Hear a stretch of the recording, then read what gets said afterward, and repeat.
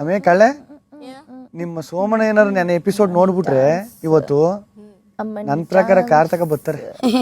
ಕಳಿಸ್ಬಿಟ್ರು ನನ್ ಮಗಳನ್ನ. ನನ್ನ ಕೈಲಿ ಆಯ್ತೇ ಇಲ್ಲ ಕಣಣ್ಣ.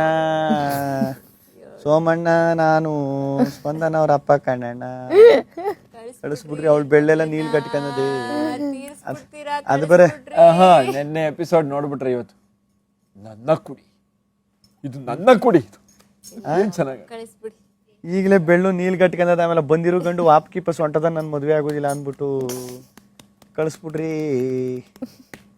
ಸೊ ಗೈಸ್ ನೋಡೋದಲ್ಲ ಏನಷ್ಟು ಜನ ಕತೆ ಕಮೆಂಟ್ ಸೆಕ್ಷನ್ ತಿಳಿಸಿ. ಆ್ಯಂಡ್ ಇಲ್ಲಿ ಗಿಲ್ಲಿ ಮತ್ತು ಸ್ಪಂದನ ಅವರ ಮಾತುಕತೆಗಳು ಹೇಗಿದೆ ಗೈಸ್? ಆದರೂ ಕೂಡ ಸಿಕ್ಕಾಬಟ್ಟೆ ಗೋಳು ಇಕ್ಕೋತಿದ್ದಾರೆ ಅಂತಲೇ ಹೇಳ್ಬೋದು. ಧನುಷರ್ ಆಗ್ಬೋದು, ಅಲ್ಲಿ ಕಾವೇರಿ ಇದ್ದಾರೆ, ಎಲ್ಲರೂ ಇದ್ದಾರೆ. ಸೊ ಇದ್ದಿದ್ದೆ ಈ ಮಾತುಕತೆಗಳು ಒಂದು ಫ್ರೆಂಡ್ ಸರ್ಕಲ್ ಅಂತ ಬಂದಾಗ ಈ ಥರ ಒಂದು ಕಾಲಿಡುವಂಥ ಕೆಲಸಗಳು ಆಗ್ತಾನೆ ಇರುತ್ತೆ. ಆ್ಯಂಡ್ ಇಲ್ಲಿ ಇನ್ನೊಂದೇನಪ್ಪ ಅಂದರೆ ಸ್ಪಂದನ ಕೂಡ ತುಂಬ ಸ್ಪೋರ್ಟಿವ್ ಆಗಿ ತಗೋತಾರೆ. ಇವಾಗ ನೀವು ಅಬ್ಸರ್ವ್ ಮಾಡಿದ್ರೆ ಸ್ಪಂದನ ಅವ್ರ ಬಗ್ಗೆ ತುಂಬ ಥರ ಮಾತಾಡ್ತಾರೆ, ಬಿಗ್ ಬಾಸ್ ಮೇಲೆ ಮಾತಾಡ್ತಾರೆ.